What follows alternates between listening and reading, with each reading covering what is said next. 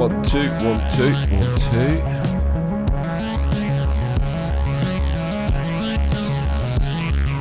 One, two, 1, 2. 1, 2, 1, 2. Okay. Done.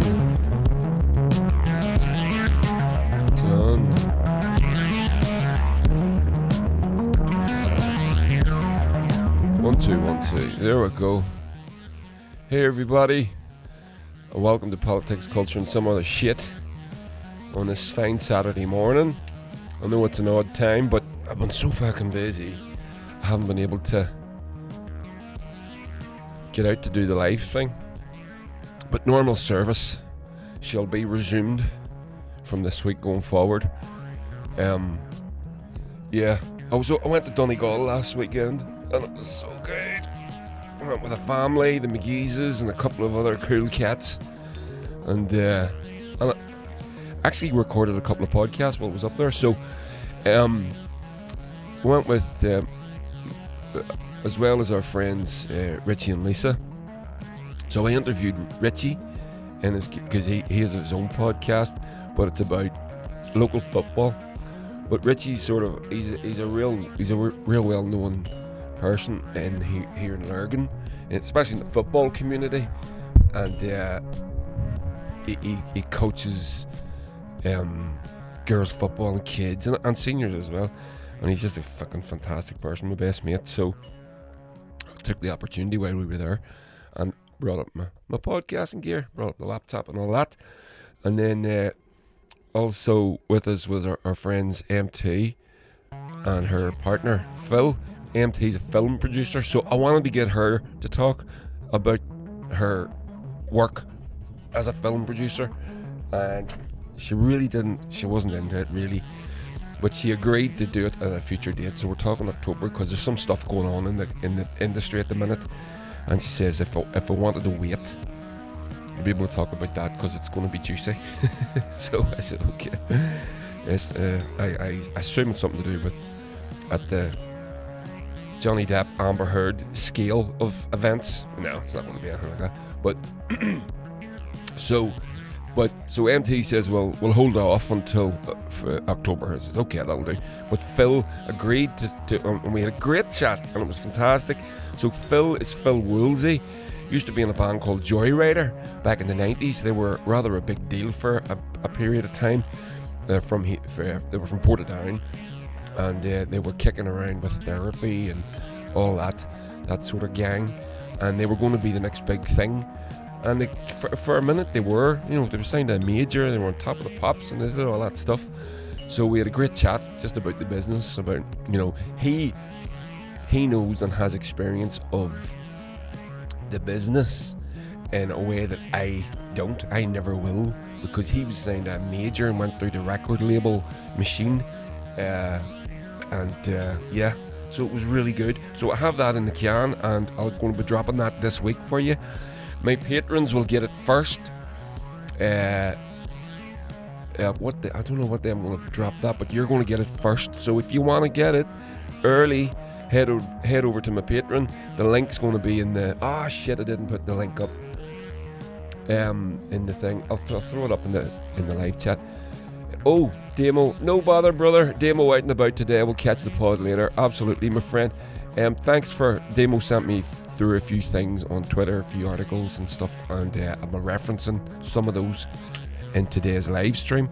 Sorry, give me 1 second. I'm just going to put a pop filter on the mic here.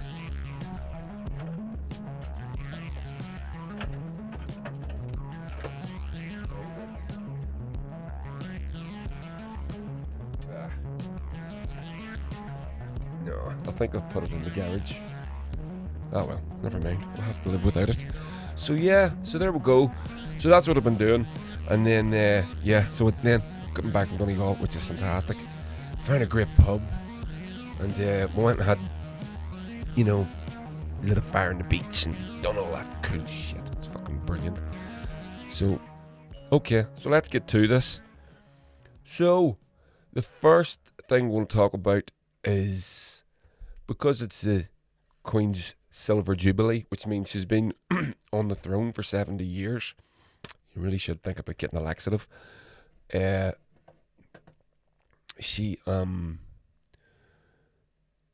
So we're in the middle of the celebrations. Well, we're in the middle. I'm not in the middle of any celebrations. I definitely don't want... sorry, not Silver Jubilee. Platinum Jubilee. 70 years. Okay. So I'm definitely anti-monarchy.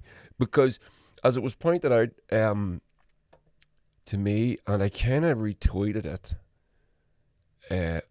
for monarchy to be, there needs... It is automatically creates a state of unfairness in our society, because you've elevated one to such exalted heights. You then automatically create a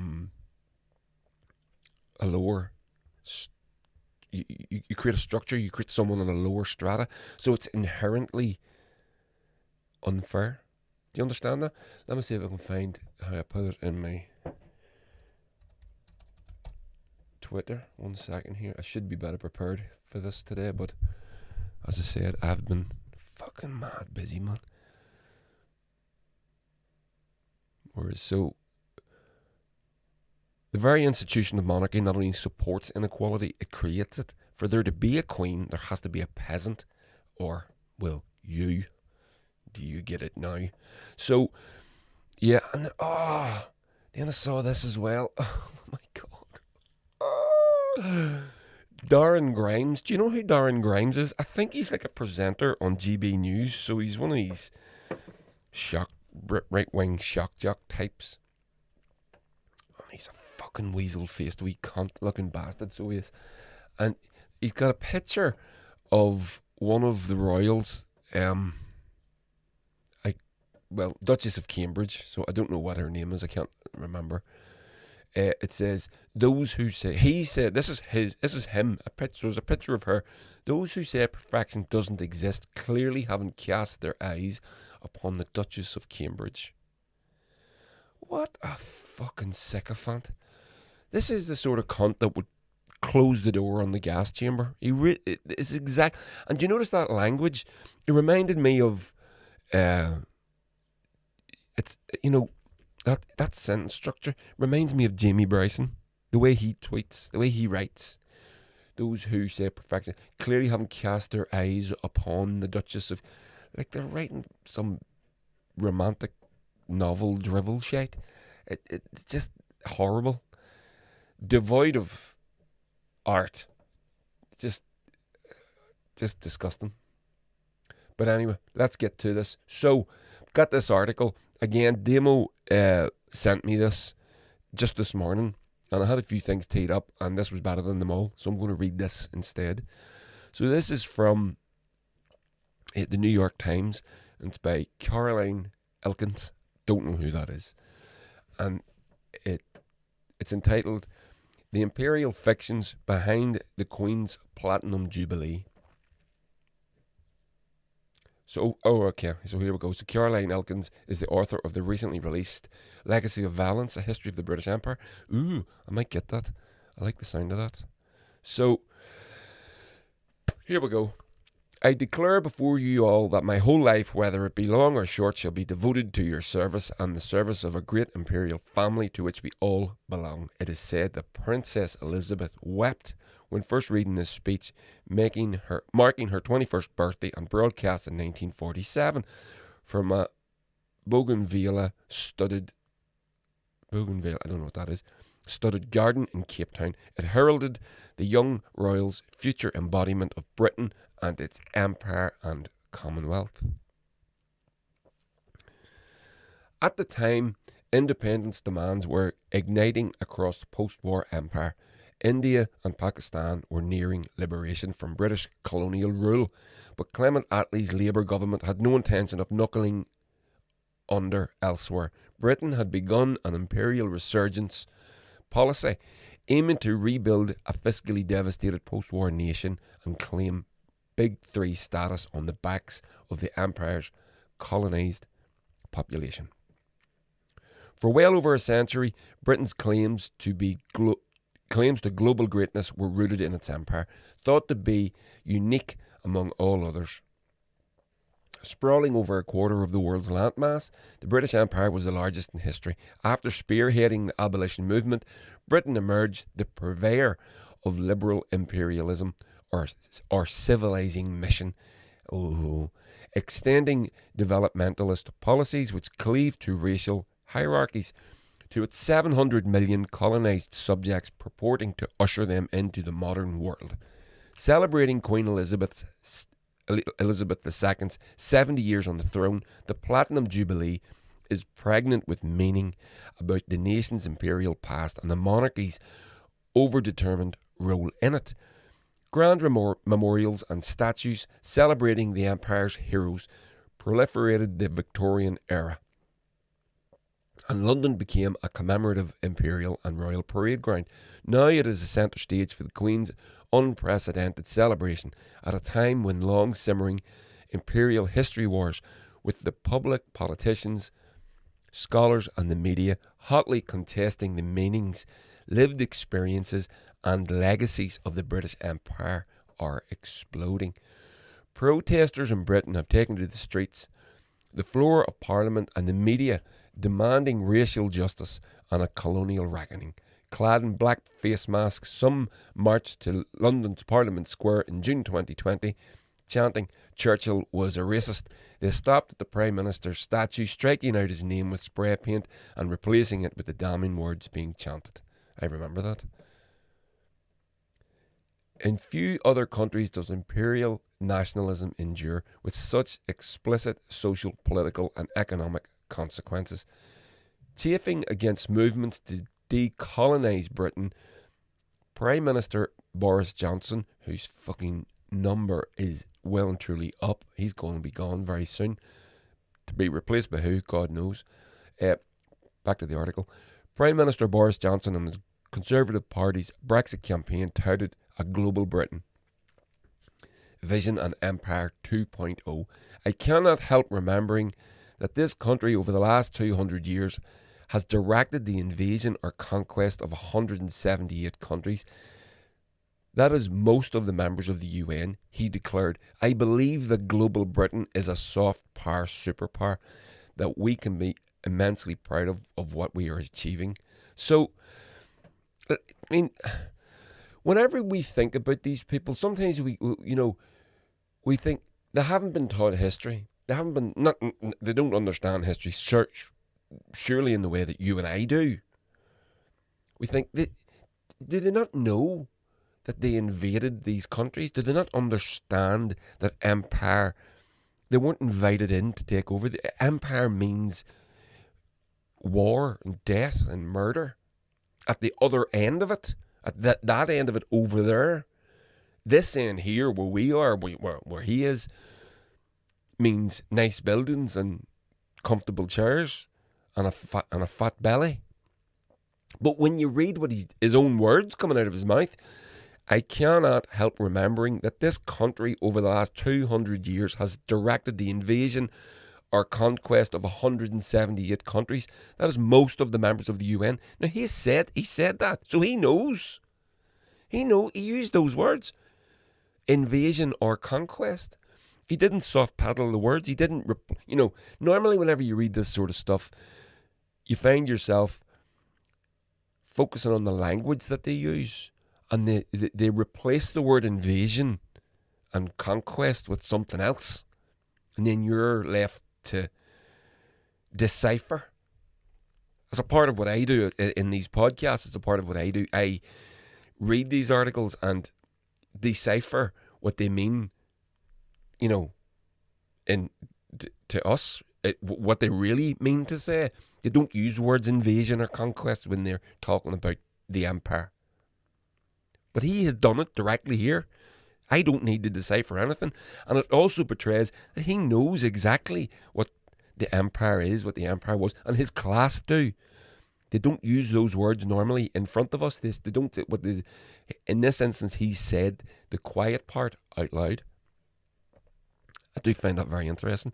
So, back to the article. Debates about the meanings and legacies of Britain's empire are not new. However, recent crises are colliding with a singular occasion of royal splendour, spotlighting gaps between fact and fiction, lived realities and imperial myth-making, there you go, and the monarch's historically embedded role as the avatar for Britain's empire. For generations, the monarchy derived healthy doses of its power from empire. Just as imperial nationalism has drawn legitimacy from the monarchy, this phenomenon stretches back to King Henry VIII, who first declared Britain as an empire in 1532, while his successors granted royal charters facilitating the transatlantic trade in enslaved people and the conquest, occupation and exploitation of the Indian subcontinent and vast swathes of Africa. It was the Victorian era, with the Queen as the empire's anointed matriarch, that laid the groundwork for the civilising mission. After Britain waged some 250 wars in the 19th century to pacify colonial subjects, it contested, though coherent ideology of liberal imperialism emerged that integrated sovereign imperial claims with huge undertaking to reform colonial subjects, often called children. Britain's discerning eye judged when the uncivilised were fully evolved. I'm going to read that paragraph again because I'm not sure I completely understood it. It was the Victorian era, with the Queen as the empire's anointed matriarch, that laid the groundwork for the civilising mission. Right, okay, I've got that bit. After Britain waged some 250 wars in the 19th century to pacify colonial subjects, okay, a contested though coherent ideology of liberal imperialism emerged. Alright, okay, we got it now. That integrated sovereign imperial claims with a huge undertaking to reform colonial subjects, often called children. Britain's discerning eye judged when the uncivilised were fully evolved. Okay, so we get that, right? Okay, let's go on. If Britain's civilising mission was reformist in its claims, it was brutal nonetheless. So the previous paragraph, the author explains, after Britain has waged 250 wars in the 19th century to pacify colonial subjects, the new liberal ideology is coming through in politics at the time as well. Well, that's what it is. And then, so we're now not dominating these people. These are our subjects, and they're our children, and Queen Victoria is the great white mother, and all that sort of bullshit. It's just true. This is all. I've read a lot about this. So, if Britain's civilising mission was reformist in its claims, it was brutal nonetheless. Violence was not just the British Empire's midwife, it was endemic to the structures and systems of British rule.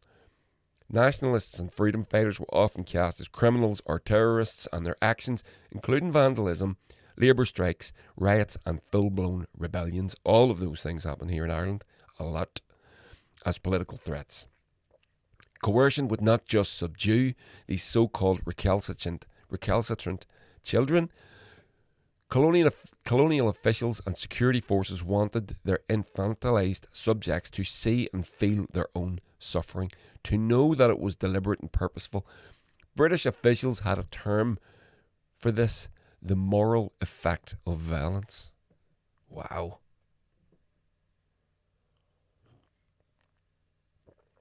Wow. The moral effect of violence. Okay. British officials also obsessed over the rule of law, insisting that this was the basis of good government. But in the Empire, rule of law codified difference, curtailed freedoms, expropriated land and property, and ensured a steady stream of labour for Empire's mines and plantations, the profits from which helped fuel Britain's economy. See, this is so the first line of that paragraph. British officials also obsessed over the rule of law. I'm reminded of there's a phrase from the Victorian era. It's all men, no matter their status, have to obey the king's law, the queen's law. Yeah, and so that implies on first reading that the law is inherently fair. So that's British officials obsessed over the rule of law, as it says in the article, insisting that this was the basis of good government. But this is the difference. A rich man doesn't have to sleep under a bridge because he doesn't have a home. A rich man doesn't have to steal food. So you say, well, if you steal food, if the law is set up to protect property rights, and the law is set up, our law is set up primarily to protect property. And if you own everything, then you're protected by proxy. So if you can't feed yourself, if you can't house yourself, and you have to steal or take others' property in order to do those things, then the excuse is given that all men are equal under the law because the law is the same. But a rich man never has to steal food. A rich man doesn't have to sleep under a bridge or be a vagrant, which is illegal. Do you understand? So the suggestion that we're all equal under the law, although on first reading is true, is also a massive oversimplification of how the law affects the rich and the poor. So onwards, back to the article. By the 20th century, the empire was replete with legal exceptionalism in the form of martial law and states of emergency needed to maintain control.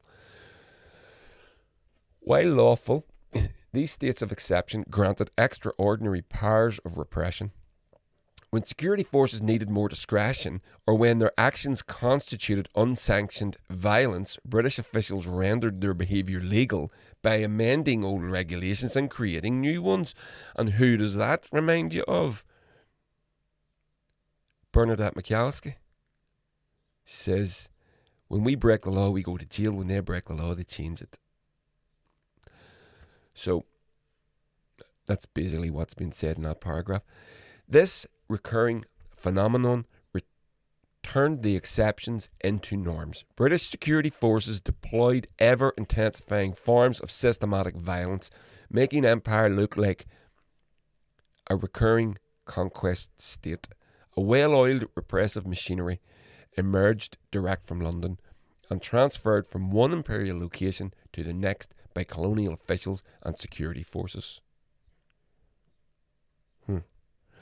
5 years after her famous BBC radio address, Princess Elizabeth inherited the empire when she ascended to the throne. For most of the first 3 decades of her reign, Britain was embroiled in recurring end-of-empire conflicts as Labour and Conservative governments alike largely jettisoned wartime guarantees of self-determination. The nation's future, like its past, depended on empire's real and imagined benefits. As George Orwell famously wrote, the alternative is to throw the empire overboard and reduce England to a cold, unimportant little island where we should all have to work very hard and live mainly on herrings and potatoes. Were empire thrown overboard, much of the monarchy's symbolic power would have gone with it. From her first prorogation, I don't read that word very often. From her first prorogation of Parliament, Queen Elizabeth II, like her predecessors, affirmed old imperial fictions and cultivated new ones. This was her prescribed role, her monarchical duty. She reminded her grieving nation of its imperial greatness and the sacrifices being made to save empire from encroaching terrorism in the empire.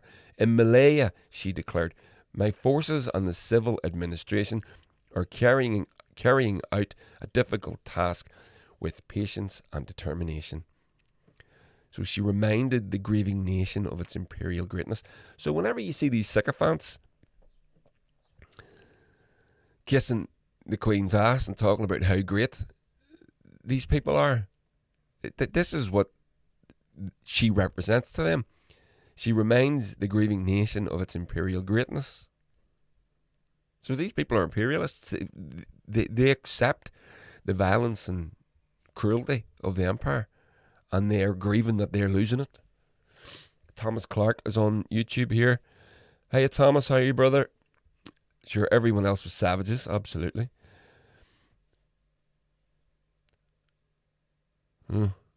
Yeah, Thomas Clark says, I wrote a song called The Pale about the English Pale in Ireland.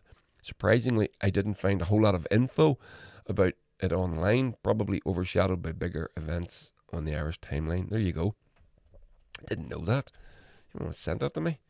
The Pale, for those of you that don't know, beyond the Pale, that sentence, go beyond the Pale is that area of Dublin. That was very much the British stronghold. And still referred to that as to this day. So whenever when people refer to West Brits, that's what they're talking about, the people in the Pale, which is cruel, but it's a bit of a whatever. Whenever you see RTE news presenters show you a map of Ireland with the north cut out of it, it's hard to call them anything else but that. So back to the article. This is a long article, but we're well into it. We're well through it now, but we're nearly there. So the Queen has said, my forces in Malaya, civil administration carrying out a difficult task with patience and determination. Right, back to it. This difficult task, meant to suppress an anti-colonial communist insurgency, included mass detention without trial. We've had that here. Illegal deportations, and we've had that here. And one of the empire's largest forced migrations, moving hundreds of thousands of colonial subjects into barbed wire villages. Many lived in semi-starvation, under 24-hour guard, and were forced to labour and abused. Forced to labour, that's another euphemism for slavery. Not that this woman's pulling her punches. Liberal imperialism endured. However, its elasticity giving rise to new lexicons for reform. Colonial subjects were being rehabilitated, in quotes, in an unprecedented hearts and minds, in quotes, campaign. Updated post-war humanitarian laws and new human rights conventions, legally and politically problematic, particularly on Britain's widespread use of torture, partly prompted such doublespeak, while British governments repeatedly denied repressive measures, secretly ordering wide-scale destruction of incriminating evidence. Again, another thing that we've had here in spades.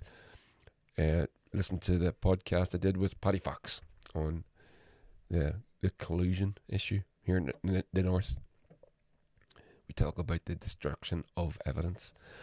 Reformist fictions laundered Britain's past, watermarking official narratives of end-of-empire conflicts in Kenya, Cyprus, Aden, Northern Ireland and elsewhere. Fragments of damning evidence remain, however. Historians, myself included, have spent several years reassembling them, demonstrating liberal imperialism's perfidy and the ways in which successive monarchs manifestly performed the empire and its myth, drawing symbolic power from their subjects, from their sublime in loco parentis role of civilizing colonial subjects, while perhaps unwittingly, given their government's cover-ups, honouring the dishonourable with speeches, titles and medals. Yep. In 1917, for instance, George V introduced the Order of the British Empire, celebrating civilian and military service with the Knight and Dame Grand Cross. GB, excuse me. Oh, I just had to sneeze there. Don't know why. The highest ranking honour. The member of the Order of the British Empire, the MBE, is the lowest. Didn't Arlene Foster get one of those just the other day? I think she's been made a dame or something.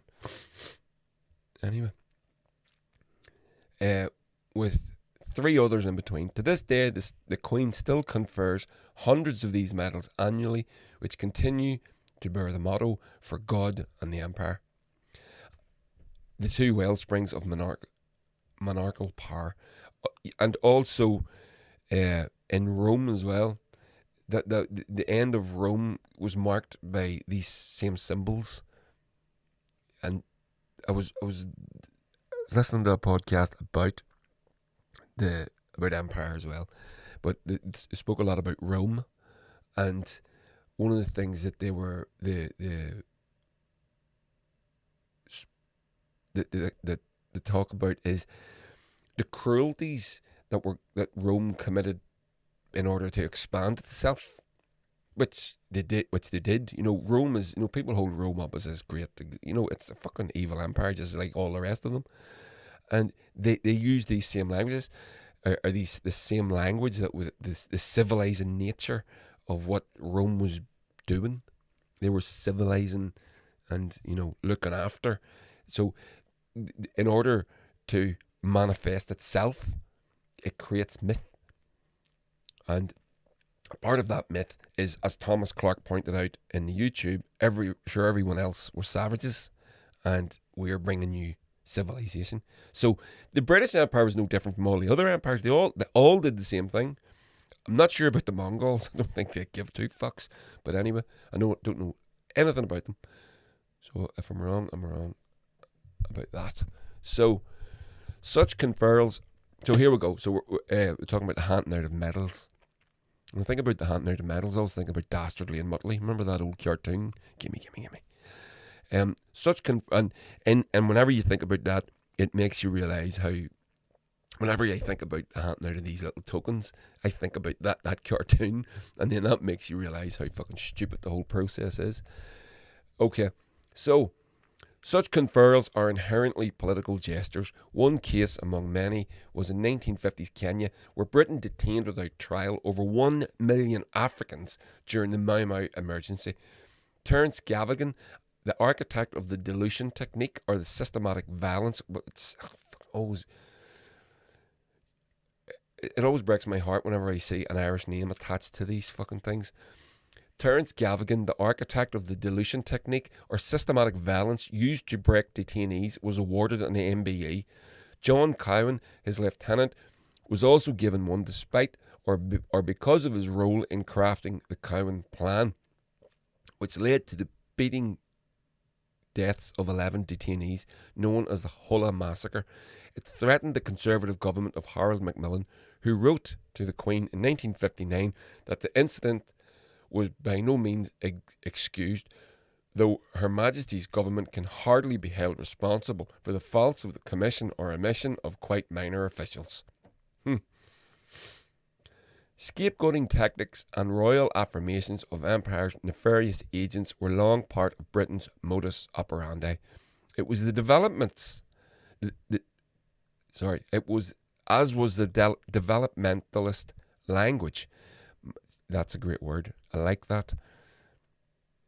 Britain's modus operandi, as was developmentalist language. I'm going to be using that. You're going to hear me use that phrase more. I like that. Developmentalist language, masquerading as benign reform. When independence swept through the empire in the 1960s, colonies were, in quotes, growing up, according to Macmillan. Britain declared its civilizing mission a triumph, and the Commonwealth of Nations, today comprising of 54 countries, most of which are former British colonies, the logical coda. So, the Commonwealth of Nations is the logical coda, the logical end to the civilizing mission of empire, is what she's saying here. The Queen's considerable energy has cultivated the Commonwealth as a supposed constructive and vital force in the world, something that the historian Philip Murphy has documented. Keeping myths of Britain's soft power and imperial benevolence alive, she repeatedly animates them in the public's imagination. Flag-waving royal tours heralded her visits to nearly all the Commonwealth nations, some on multiple occasions. She has rarely missed the biennial Commonwealth gathering, nor does she pass on opportunities to foreground the monarchy's role in binding together these nations with their alleged shared beliefs and values, a trope unlost on some Brexiteers, still peddling the misguided belief in the Commonwealth as a replacement for the European Union. Absolutely. Yet the Queen's role as head of the Commonwealth is nothing more than a title. It has no constitutional function and is not priori inherited by her successor. What is inheritable, however, is the monarch's role as a symbolic head of state for the 15 nations comprising the Commonwealth realm. It was to the Caribbean Commonwealth realms that Duke and Duchess of Cambridge were recently dispatched, commemorating the Queen's Platinum Jubilee and affirming her sovereign authority. Few were surprised when they were greeted with condemnation and outrage. Demands for reparations and a colonial reckoning long proceeded their week-long tour, as they forged ahead as if the empire was at high noon. Soon chastened, the Duke expressed of profound sorrow and the appalling atrocity of slavery did little to temper local and international anger. Demands for a formal apology for slavery and colonialism raged, laying bare the monarch's impotence and complicity. Such an apology has not materialised, fraught as it is with legal liability, potentially putting the monarchy and the British government on the hook for massive damages. The Duke, upon his return, offered a familiar moth-eaten dedication to the Commonwealth family, though presciently conceded how his tour has brought into even sharper focus questions about the past and future. So they understand, they do know. Same as Boris Johnson said in the first paragraph about how they invaded basically 178, conquered 178 countries, most of the United Nations. They do know, but they don't say it. And then all this pageantry, they know that this is pageantry. They know this is bullshit. And when they see us flag-waving fucking saps, they must just be laughing their asses off. They can't believe their luck. As the Queen is fated for fulfilling her youthful commitment, the monarchy and its perennial source of imperial power hang in the balance. Whether or not heirs to the throne can recraft its image and purpose, towing a fine line between familial fictions and the institution's imperially charged developmentalist lifeblood, is anyone's guess. What is becoming clear, however, is the global public's role. To understand how and why Britain shaped the modern world, it must not turn away from the complicated relationship between monarchy, nation and empire, and the untold sufferings it's wrought on colonialised populations across the globe. Rather, it must untangle and understand this complicated web of power and its tentacular legacies in spite or because of its reverence for Queen Elizabeth II. So there we go. I know that was a long one, but that was a fantastic article. I do think I'm going to be reading that again. Thanks, Damo, for firing that my way. I really appreciate it. So, my opinion on the monarchy is probably much the same as most of yours, if not all of yours. Parasites, and they're the idea that they're somehow better than us just because they were born is so fucking ridiculous and childish. It's like believing in superheroes. It's this, you know, she's so gorgeous, so perfect. What are you talking about? If you were pampered as much as they were, you'd be fucking gorgeous and perfect as well. Now, what I want to do with these videos that go out on YouTube, I'm going to chop them up into little segments, because that's how you fucking develop your YouTube channel. Not that I really, well, I do care, because there's not much point in me doing them if I don't develop it. There's not much point in me, having a YouTube channel if I'm not interested in making it better, or not better. Get more eyeballs on it. That's the word I'm looking for. So, a part of the platinum celebrations, and this blew my fucking mind. I don't know if you saw this. I'm going to play this little video for you. So have a listen. the mix, just really hear this. It was a great Mick cocktail, if I can put it like that. The Micks have this fantastic mix of guards, discipline and pursuit of excellence with that Irish irrational 10th, if I can quote Lawrence of Arabia, which makes it the best regiment on the planet. I would say that. It's slightly predictable, I have to say, yes. I should as well explain, you said a few minutes ago, Jamie, that the Irish Guards were affectionately known as the Mix, and some people watching might think, well, that's not an altogether nice term, but it's worth underlining that is what you Irish Guards call yourselves. It's what we call ourselves, and actually it's been a nickname for so long that any connotations there may or may not have been have worn off. Well, they are marching with pride and with style today. It was a great... What a fucking bunch of shit. So, real quick, this article here. The Mix, while officially deemed derogatory, is used affectionately to refer to the Irish Guards. There's nothing I love more. Now, where do you hear this fucker's name? So the two voices that you heard there was Hugh... what's his name? Edwards. Hugh Edwards. So he's the BBC guy, right? He's a Welsh fella. So the other voice was... Let me get it. Jamie Lowther Pinkerton. Jamie Lowther Pinkerton. Now, I've been an Irishman all my life, and never once have ever met anyone called Jamie Lowther Pinkerton. And although I'm not an expert in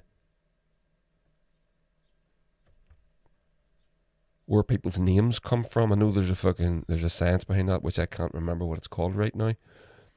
But I don't assume that the Lowther Pinkerton has its roots here in Ireland.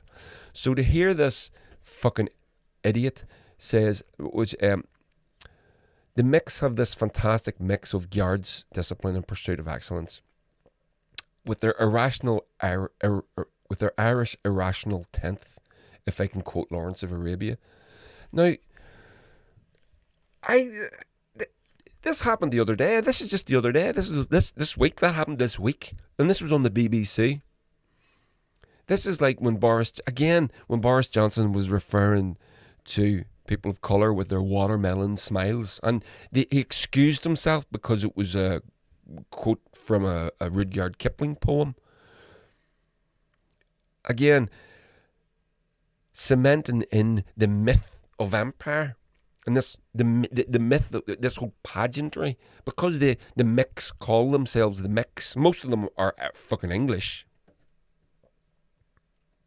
and the ones that aren't English are some of them are from here in the north and wouldn't consider themselves Irish at all. Or if they are Irish, they're Irish in the sense that they're British. British first, Irish second. So it's so here this article here, I'm going to just blast through it. It's from Irish Central, which is actually an American publication, I think. Is it? Maybe it's an Irish publication, I'm not sure. So the BBC clip covering Thursday's events has stirred some controversy for its mention of the term Mix, a derogatory term for Irish people or people of Irish descent. Joe Dwyer, who works in the Sinn Féin office in London, spotted the BBC clip. The year's 2022, Dwyer wrote, and a BBC presenter and someone from the British Army explaining why Mix isn't an offensive term for Irish people. And that kind of is, that's a summation of the fucking problem. The clip features BBC presenter Hugh Edwards and the former officer in the Irish Guards, Jamie Lowther Pinkerton, commenting on the scenes of the trooping of the colour. Lowther Pinkerton says in the clip, the mix of this fantastic mix of Guards discipline and the pursuit of excellence with their Irish irrational 10th, if I can quote Lawrence of Arabia, which makes it the best regiment on the planet. I would say that. Edwards replied, I should as well explain, you said a few minutes ago, Jamie, that the Irish Guards were affectionately known as the Mix, and some people watching might think that's not an altogether nice term, but it's worth underlining that that's what you Irish Guards call themselves.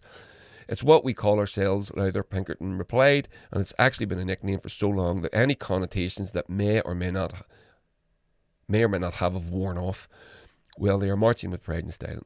Yeah, no, they fucking haven't. my friend. And by the way, I went to London. I went to England when I was 16, and I was called Paddy. No one called me by my name. I was always called Paddy, except by Scousers. Scousers always called me by my name.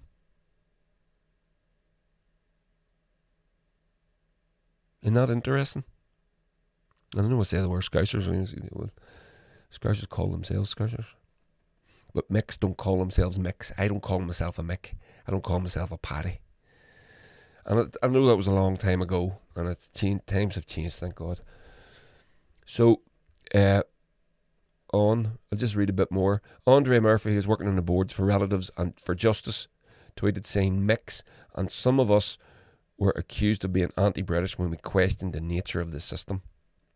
Irish woman Sarah O'Neill, not Sarah O'Neill, our friend, replied, when the dictionary describes it as extremely disparaging and offensive, a contemptuous term for a person Irish-born or descent, or the person using the term is a former royal private secretary born in Suffolk, I don't think it should be dismissed with a chuckle. Martin O'Neill, a professor of political philosophy, says anti-Irish racism alive and well at 22 in the British Army. And on the BBC, feels like this Jubilee shindig is allowing lots of people to show us who they really are. Yeah.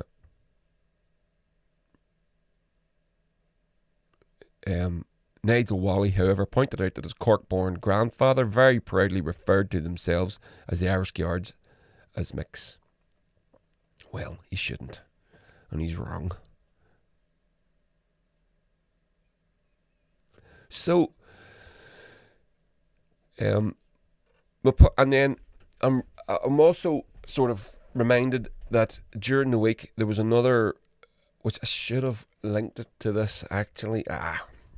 In retrospect, so there was 2 weeks ago. Richard Neal was the American representative, came over. He's a part of the Ways and Means. He's head of the I think he's the head of the Ways and Means Committee in the American government, and he came over to Ireland and visited people in reference to and went to England and talked to the British government, and he was talking about the British government playing their game, threatening to withdraw from the Northern Ireland Protocol. They're not going to do it. They're just playing games with the fucking DUP again, and they're falling for it hook, line, and sinker like the idiots that they are.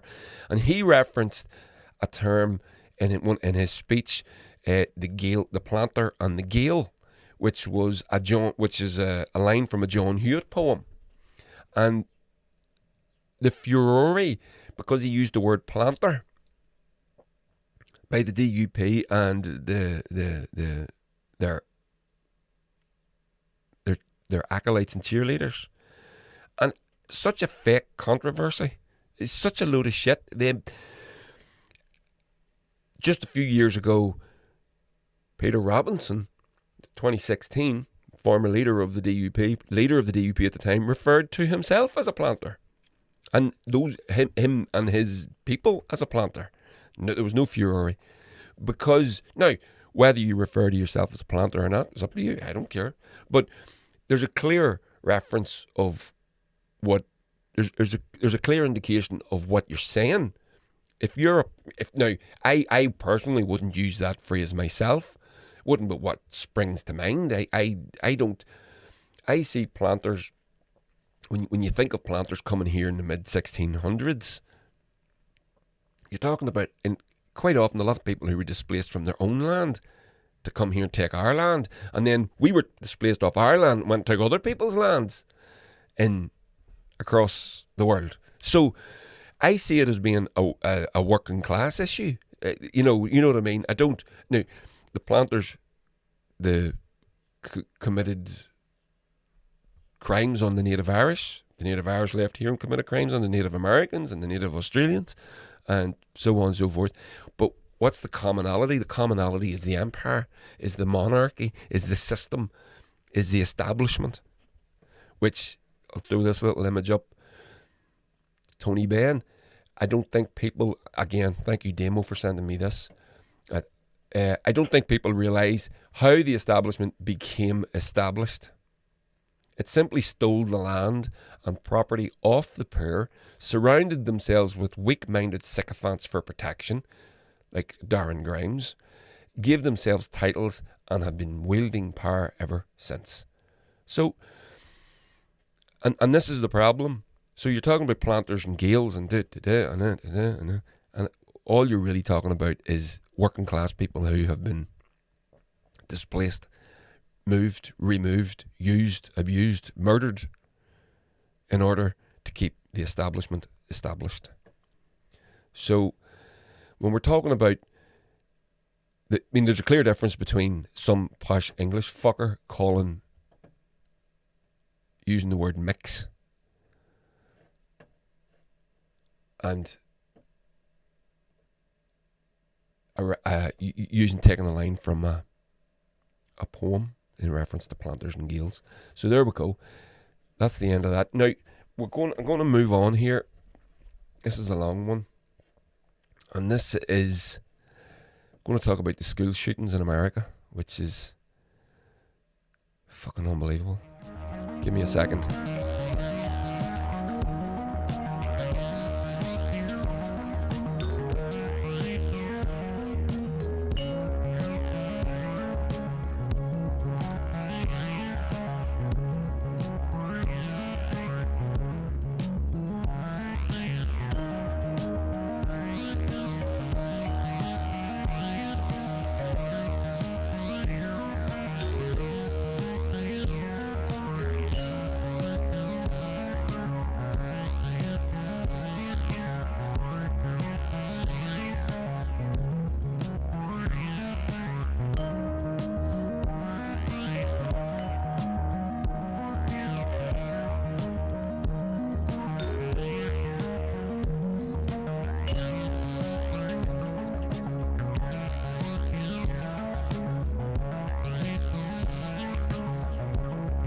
Right. So, the school shootings in the US, my God, so we all are aware of the school shooting that happened last week. It was tragic.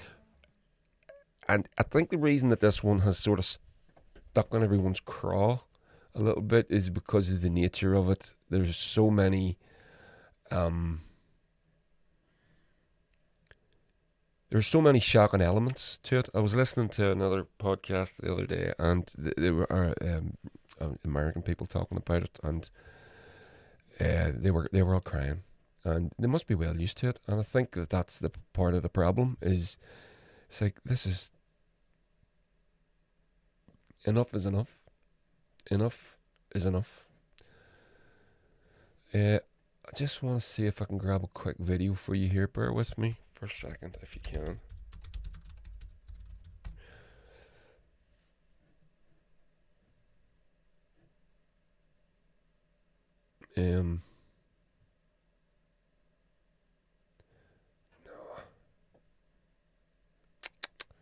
No, I can't.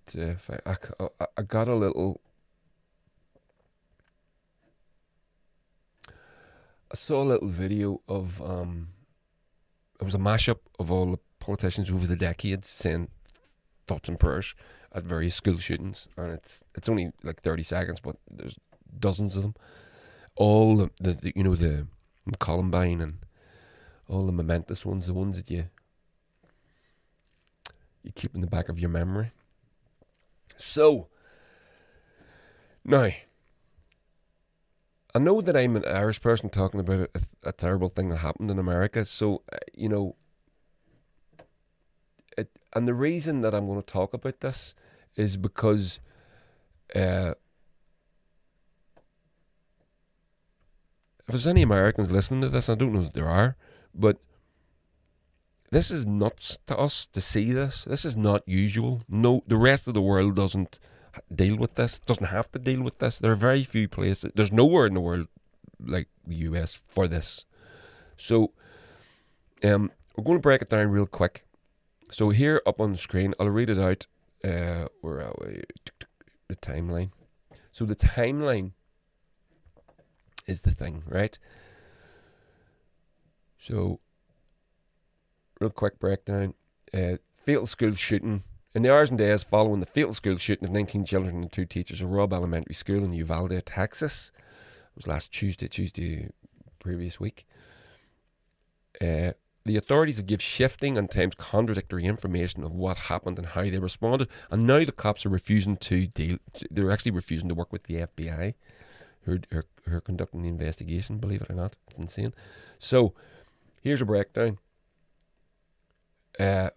Sometime after 11, Ramos, this shooter, shoots his grandmother in the face. And according to the Texas Public Safety Director, Steve McCraw, Gilbert Gallegos, 82, who lives across the street from Ramos, and his grandmother, heard a shot.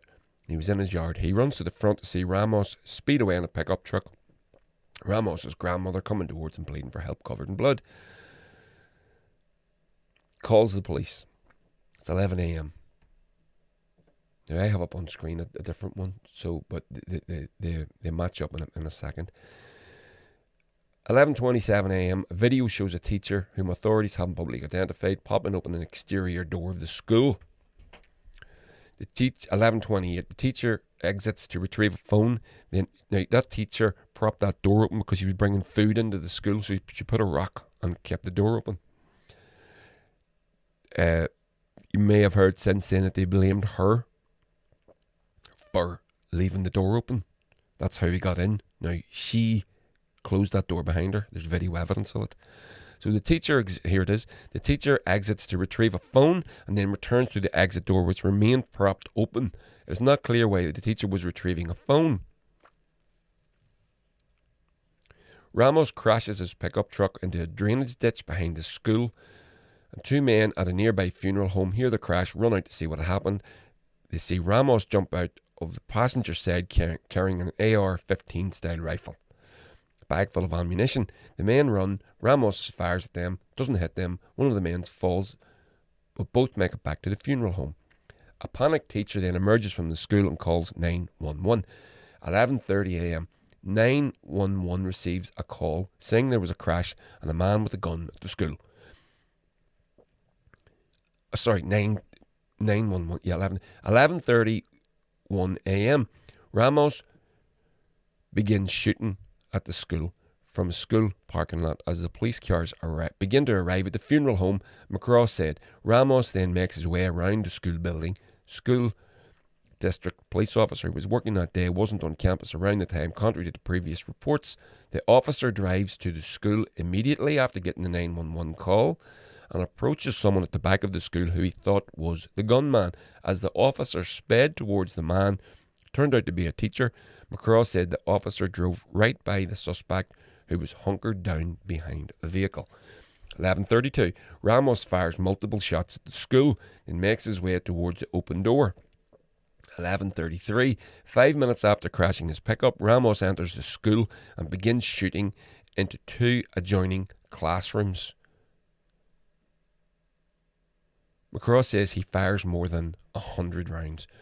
11:35.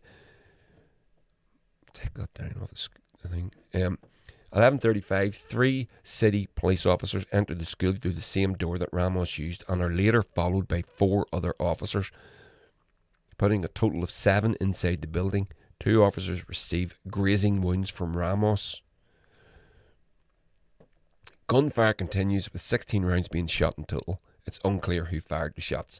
A police sergeant and other law enforcement begin to arrive 11:51. At 12:03, female age unknown calls 911 and whispers that she's in classroom 112. McCraw says the call lasts 1 minute 23 seconds. 12:03, officers continue to enter the school, as with as many as 19 officers in the hallway near the room where Ramos was holed up. 12:06, Anne-Marie Espinoza, a spokeswoman for the Uvalde Consolidated Independent School District, posts on Facebook, all campuses are under lockdown. 11:10, female age unknown who called 911 at 12:03, calls again, says there are multiple dead, says She calls again at 12:13 and then again at 12:16 when she says there are 8 to 9 students alive. 12:10, the first group of deputy US Marshals from Del Rio arrive from nearly 70 miles away to assist the various law enforcement officers already on the scene. 12:15, US Border Patrol technical team members arrive with shields, McCraw said. 12:19, another girl in room 111 calls 911 and ends the call when a fellow student tells her to hang up. 12:21, Ramos fires his gun again. Officers believe he is he's at one of the door of one of the adjoining classrooms. Police move down the hallway. 12:21, 3 shots can be heard during a 911 call. Around this time, police are stuck in the hallway because both classroom doors are locked and they must seek keys. 12:36, a child calls 911 for 21 seconds. Around this time, a girl calls 911, is told to stay on the line, be very quiet. The girl urges 12:43. Girl urges the dispatcher, please send the police now. 12:46, the girl says she can hear the police next door. 12:47, asks the police to send the police again. 12:50, officers open the door with the keys from a school employee, enter the classroom and kill Ramos. Shots can be heard over the 911 call. Officers can be heard moving children out of the room. Law enforcement radio chatter says Ramos has been killed and the siege is over. So, now, that's the official narrative. What's turned out because of that? Here's a little thread that's on Twitter by Brigitte Boppity, I don't know who that is, reports that the Uvalde shooter used a handgun was because the cops killed a kid they shot with a handgun. So they're now suggesting Ramos, the original report said that Ramos used a handgun and he didn't. He didn't have it. He didn't have them. So who did? Well, the cops. So they're saying no. So there's so much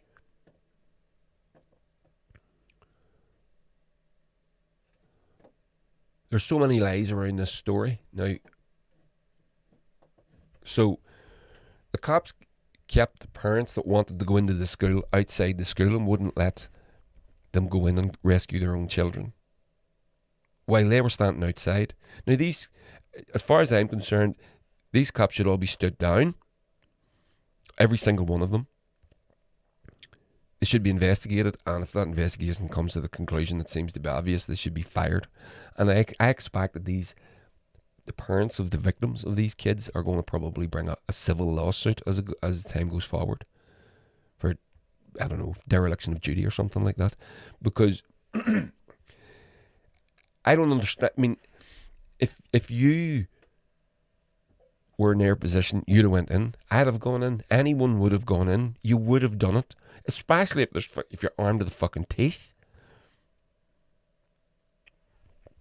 And what's coming out now, what's coming out since is the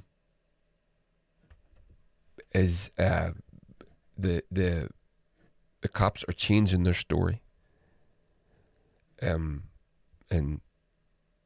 to protect themselves, such as what it is the cops do. Now, just on that, here's just on the police in the US. Let me see here.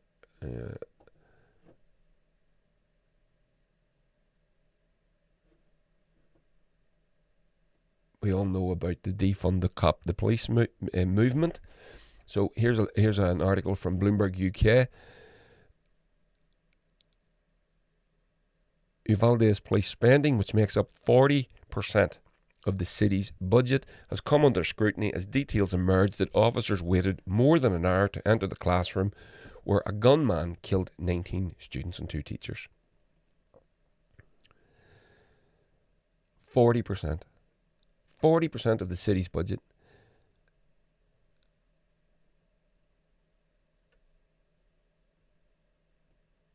I mean, that's insane.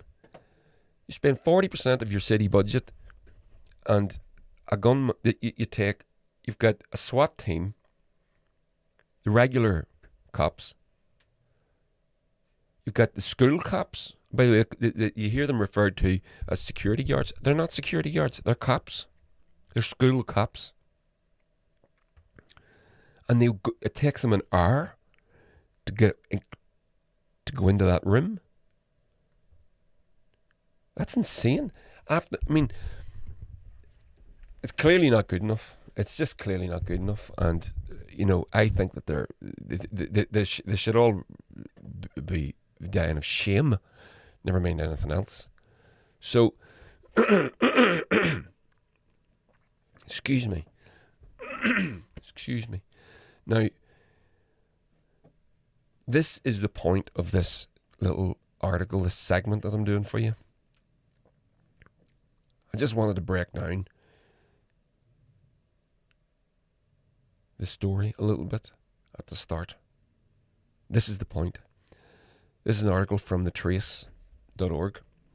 There have been 17 mass shootings since Uvalde. Now, let me just get the date on this. May 31. So that was 1, 2, 3, 4, 5 days ago. So this article is 5 days old. The Uvalde shooting was a week, 8 days before that. So in 8 days since Uvalde, there have been 17 mass shootings.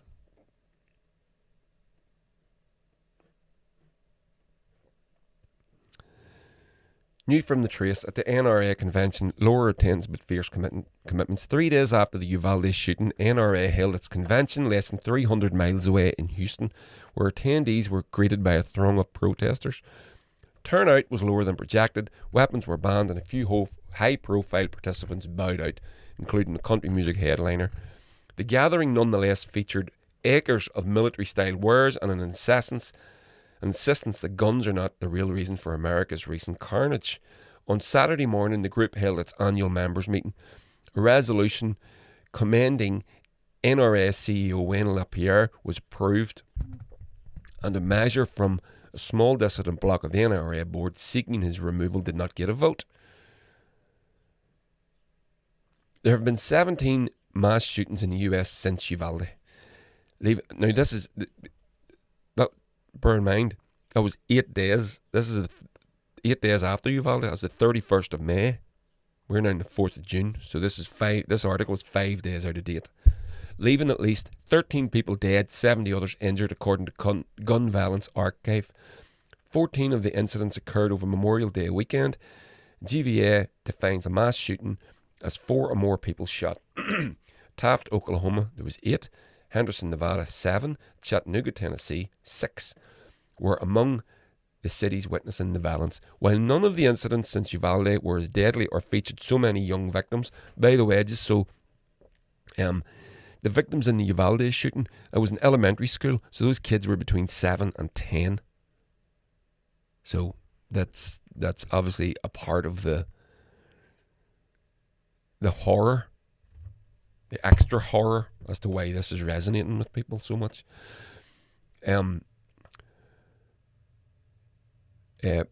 Back to the article.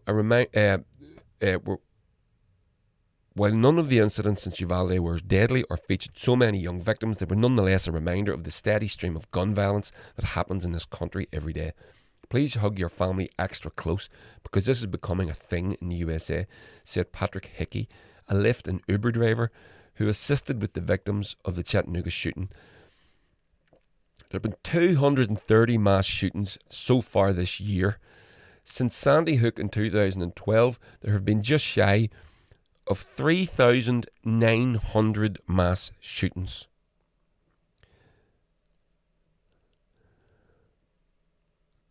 That is fucking insane. 3,900 mass shootings since Sandy Hook in 2012. The biggest cause of, here's what a statistic off the top of my head. What is the biggest cause of death among American children and teens. Gun violence. Gun violence is the biggest cause of death. If you're a teen or a child in the USA, land of the free, home of the brave, as they refer to themselves and no one else does,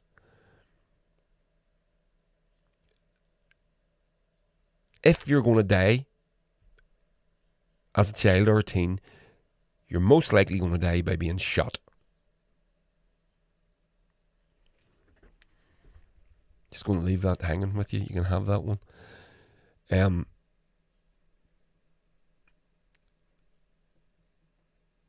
Okay.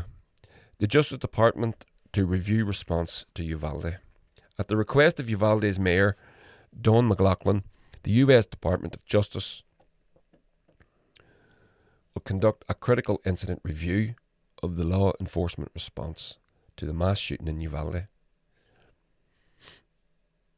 Amid widespread public criticism of the police response, including from family members of the victims, we also know that some of the officers disagreed with the police commander's orders on the scene to wait before entering 78 minutes. That's the amount of time that elapsed from when the Uvalde gunman first entered the school and when officers entered the classroom he was in.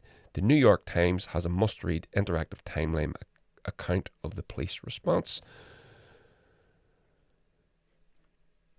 While stating opposition to more federal gun restrictions and support for mental health services, the school security, the GOP mayor of Fort Worth, Matty Worth, called for raising the legal minimum age to purchase a rifle. As we reported, Texas is one of the 44 states that allows the purchase of a long gun at the age of 18. Unbelievable.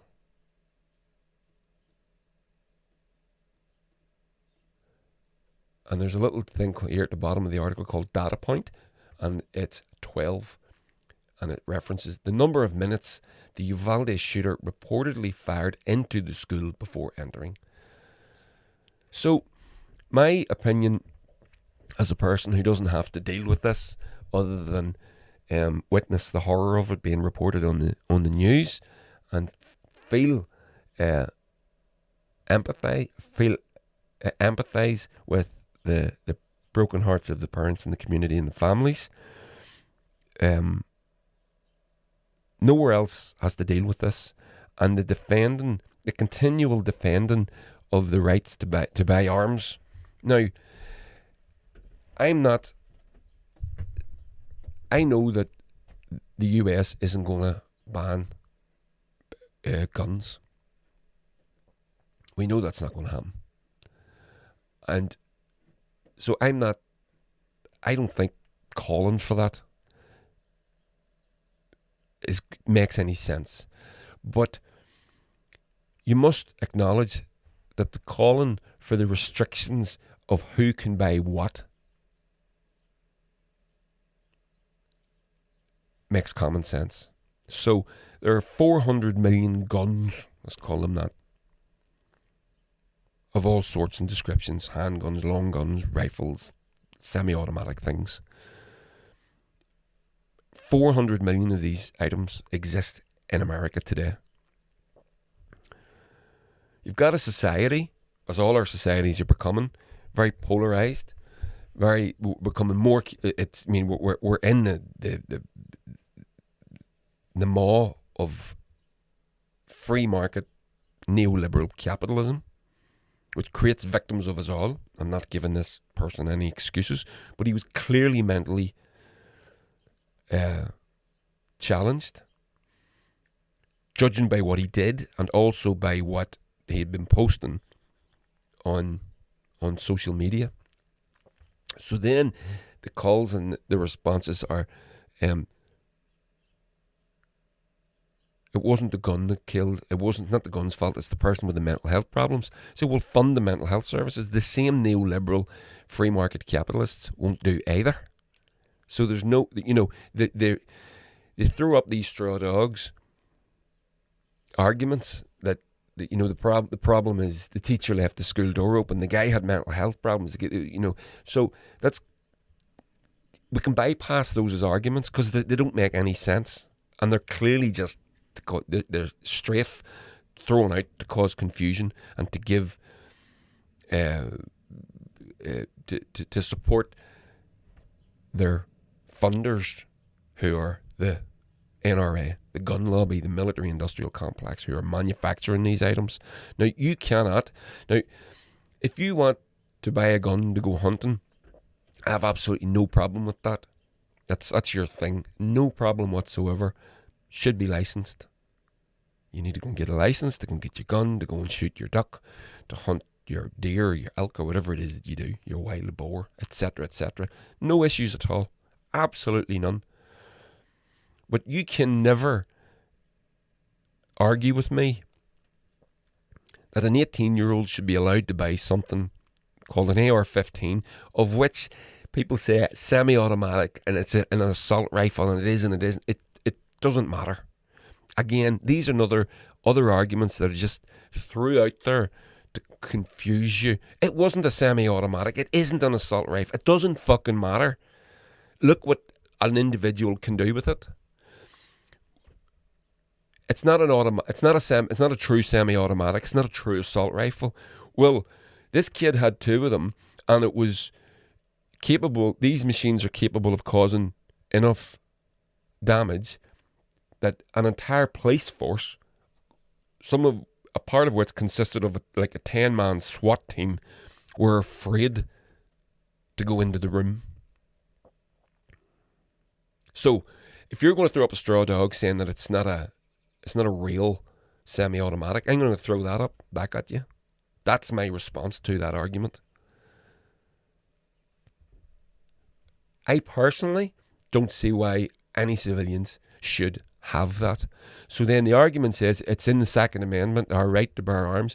But what you conveniently feel, you never finish the sentence, your right to bear arms in a well-maintained militia. Whenever the founders who wrote the Constitution of America, who, by the way, are not infallible. This Constitution is used as if it was written by God himself, and not to be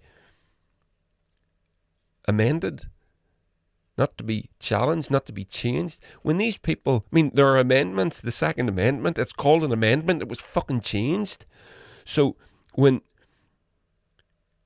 these people wrote these things, they couldn't have imagined in their wildest dreams an AR-15, a machine that's capable of spitting out death at, 100 times a minute from such distances and with such ease. These were concepts that these people were not capable. No more than I am of what's going to be, the human race is going to be doing 500 years from now, or with 300 years from now. So, there was a reason every American has the right to bear arms in a well-maintained militia. That's the point. Because they just fought a war of independence. It was important to be able to keep your arm.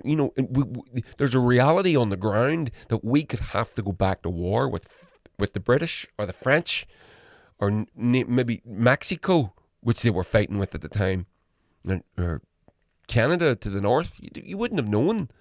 So that made sense. So to throw that argument out as to why an 18-year-old today can go into a town in Texas and buy two guns that the rest of the world just refers to as a machine gun, by the way. I know that's a catch-all phrase, but people in the rest of the world that don't have to deal with this, that don't see this, that don't... I know no one's going to go into my local primary school and start shooting up the school. I know it's not going to happen because no one has these guns. Well, there are a few people, and every society has those guns, those sorts of things, but they're called criminals, and they're generally not doing that sort of thing. And that is a broad sweep all, but I think it's a good one. I could back that up. People don't do that in the rest of the world, so yeah, it just that's that segment. There have been 17 mass shootings since Uvalde, and that article is now 5 days old, so there have been more. Absolutely fucking heartbreaking. Literally heartbreaking. So on to the last part. I've gone long today. Ooh, gone very long. So give me a second and I'll just get this all ready to go.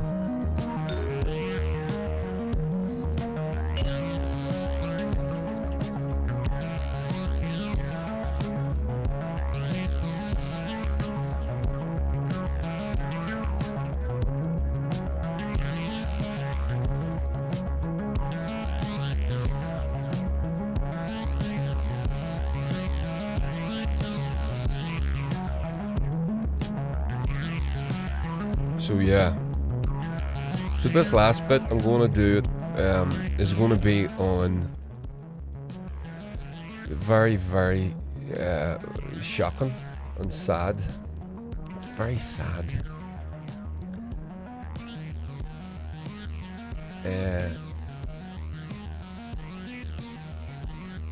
Michaela McAreavey, the Michaela Hart, as she was known before she got married, obviously.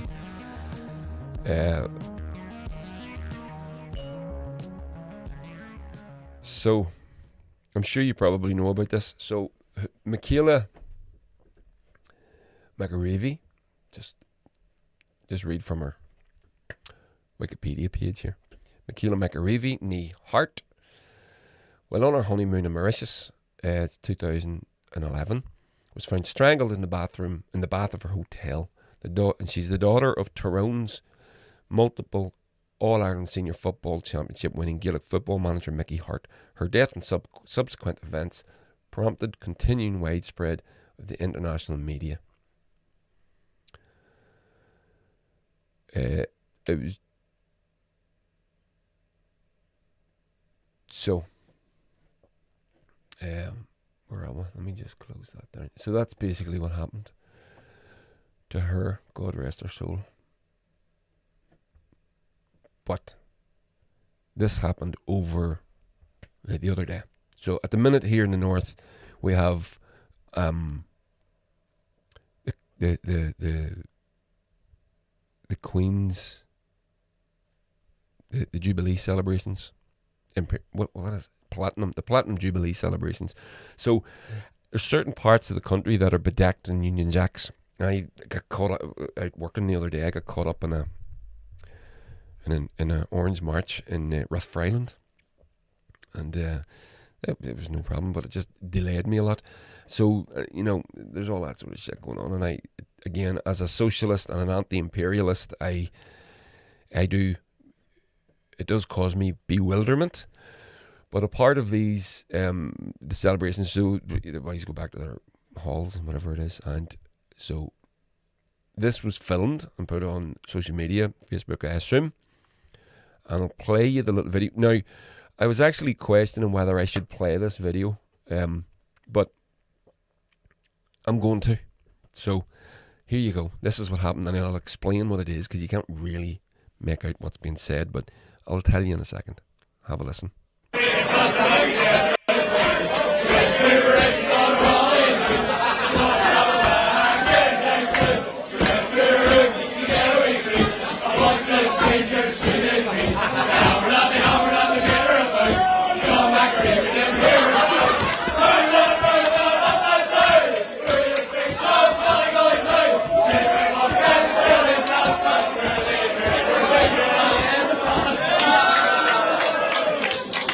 So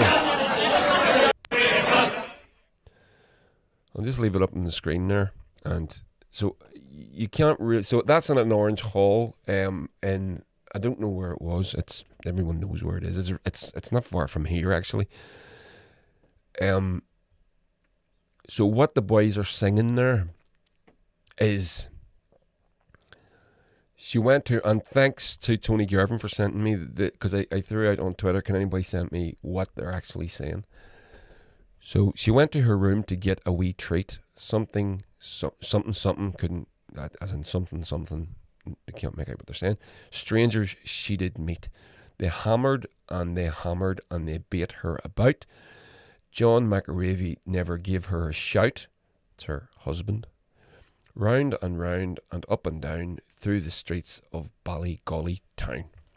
And a big round of applause and people hammering the table in jubilation.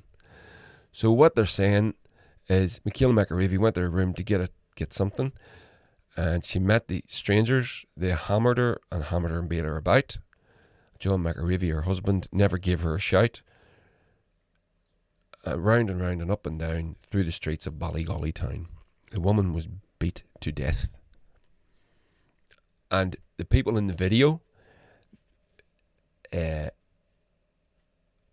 significant in and of themselves. So, I'll just give me a sec. So, there's a guy here right at the front, slapping the table with his hand there. You can see him now. This guy is involved with Portadown Football Club, and people have called for him to be fired because he's a fucking asshole. To be joining in with that is terrible.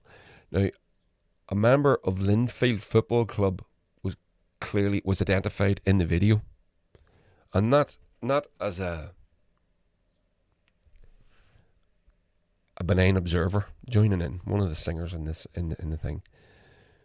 So Linfield has been made, so this is a statement from Linfield Football Club. Linfield has been made aware of a deeply offensive video in circulation on social media in which the involvement of our coach at the Girls Academy can be clearly identified. The coach in question has been contacted and notified that his voluntary association with the club has been terminated with immediate effect. Linfield condemns the offensive, sickening, deeply hurtful and insulting chanting that has taken place on the online video, and this club wishes to disassociate itself totally from the unacceptable behaviour that has understandably caused major upset and offence to the Hart McAreavey families, who suffered terribly since the loss of their daughter and wife several years ago. Linfield will not tolerate the behaviour of such among any of our personnel that falls short of the standards that the club expects and has been illustrated on this occasion. The club will act swiftly and decisively against any individual whose contact falls short of the standards that are required. Linfield apologises to the Hart McAreavey families for the hurt that has been caused to them by the offensive actions of one of our former coaches. Linfield FC is totally opposed to sectarianism, bigotry, racism, prejudice, and all forms of discriminatory behaviour, and there can be no place within this club for any of these forms of offensive and unacceptable behaviour. Now, I read that out because that's how to conduct an apology. Some others, not so graceful. So, a couple of the people in the video have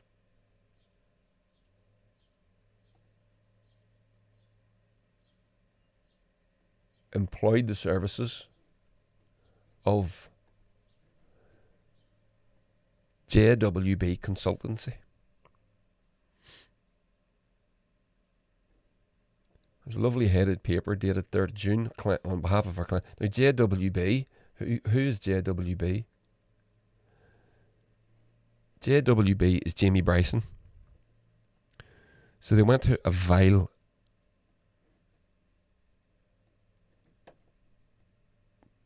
just doing it. Oh, wrong one. Do it up on the screen here for you. A bigot, well known in our society for being nothing more than a rabble rouser in our community here. And this is who they have asked to represent them.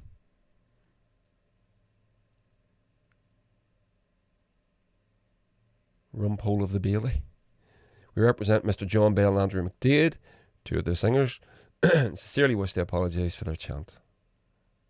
Vile chant to the deceased Michaela McAreavey. The following statement is issued on behalf of both individuals. And they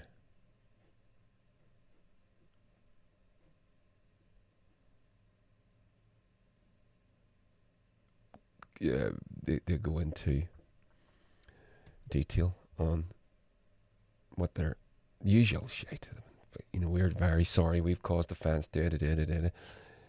So a couple of responses to the video here on, got these on Reddit. Horrible people that sang the song. You could see some of them knew it was wrong but still clapped. Wrong on many levels. Glad to see there's been no equivalence and mostly cries of abhorrent behaviour. And that's the thing, the no equivalence thing. Now, I did see someone on Twitter, I can't remember who it was exactly, but they said something like, only good loyalist is a dead loyalist. Now, that's fucking awful. And it doesn't help. And if you think you're helping, you're not. You're making it worse. Don't say that stuff. Don't think that stuff. You're completely out of order. You don't have any support. No one wants you. No one wants to be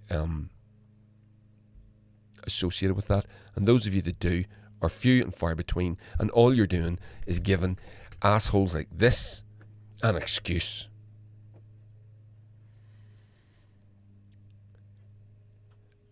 And another response, what repulsed me the most was not just the subject of the song. I expect those morons to show their utter filth, but just how graphic the lyrics are. This is what blew my mind as well.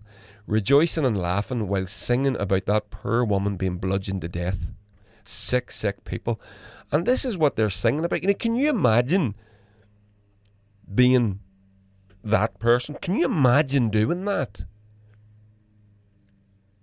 Can you imagine being that? How is this a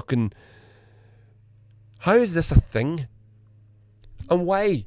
Why did they pick her? Why is she the person to get this special treatment? She was a Catholic. She was an Irish language teacher. She was the daughter of a famous GAA football manager. She was her own personal expression. She was also she was an alcoholic pioneer. She taught religious education. So she was a pious Catholic type. And that was her crime for these guys, to make up a song that celebrates a young woman's death, who, by the way, I know people, Davey, I'm sure you won't mind me mentioning you by name, his wife went to university with her, and they were at her wake on her funeral, and by all accounts, she was absolutely loved and adored by everybody that knew her. And she was celebrated. She was celebrated in County Tyrone and farther afield. Absolutely tragic. Back to the responses here on Reddit. I was in a bar on the orange side of Belfast a couple of weeks ago, and the stuff that the young guys were coming out with was indefensible, and it was obvious that a lot of it was learned behaviour. There we go. John McAreavey, her husband, his response, very simple. Michaela was a vessel of love, courage and dignity. Hate can hurt but never win. Well said.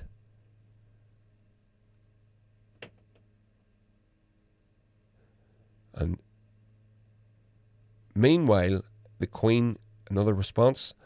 Meanwhile, the Queen gives the leader of the Orange Order an MBE. So Mervyn Gibson, the leader of the Orange Order, gets an MBE.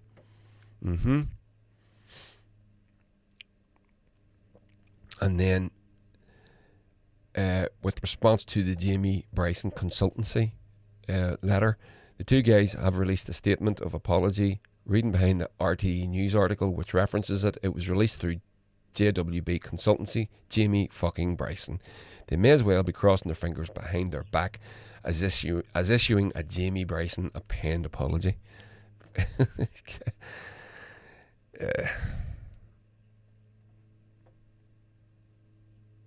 So, there we go. So, Linfield have sacked the coach that was involved in the article. Involved in the song. People laughing in the video. They know what this is. And I was thinking about this. An equivalency that would be thrown back would be, every now and again, some idiots will sing Up the Ra in a GAA video. So some kids will win a tournament or something, and they'll be singing "Ooh Ah Up the Ra" or something like that in a video. This is not the same thing. This is not an equivalence.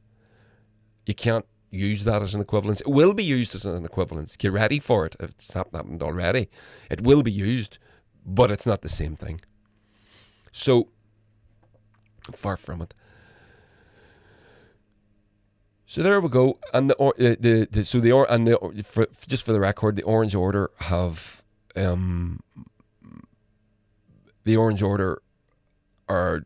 have issued a statement saying that they're conducting an investigation. So we'll wait and see. I don't know. There we go.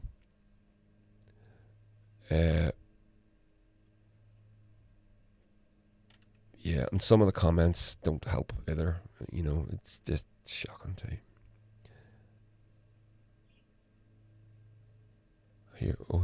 Is this a good one? Let me just see if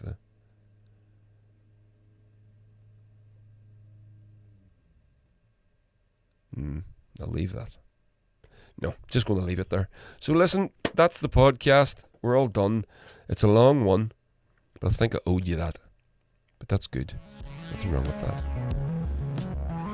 So I'm going to start chopping these up into little clips and throwing them up on YouTube, because, as you know, I do tend to go long, and people, the videos don't do very well on YouTube, and apparently that's what you have to do. You have to cut everything up into segments. So what I'm going to do as well, so don't forget, this week we've got two interviews dropping for you with Phil Woolsey, ex of Joyrider, currently with his new band called Papa Luna. You should check them out, they're very fucking good. And Richie McGee, my best mate, I'm talking to him in his capacity as a football coach, and his capacity as a podcaster and celebrator of all things Lurgan football. Don't forget, you can join me over on the Instagram, over on the Twitters, and if you want to support the podcast, please do. You can come over to my Patreon, where you get early access to all this stuff, and whenever I can get an exclusive to give you, there are a few exclusives over there at the minute. I'll give you those as well. It's only £3 a month. That's it, and you get all this stuff, and you're just sort of helping me keep the lights on over here at Politics, Culture, and some other shit. Tars. Okay, that's me. Thanks everybody, and I'll catch you all on the flip side. So take care, spread the word, like, share, subscribe, and have a good weekend. I'm going to have a barbecue. We'll start getting the shit together now for it. Bye. Part of the barbecue is the barbecue coals and a big box of what? Cold beers. Oh yes. Oh yes. Cold beers. Lovely, lovely cold beers.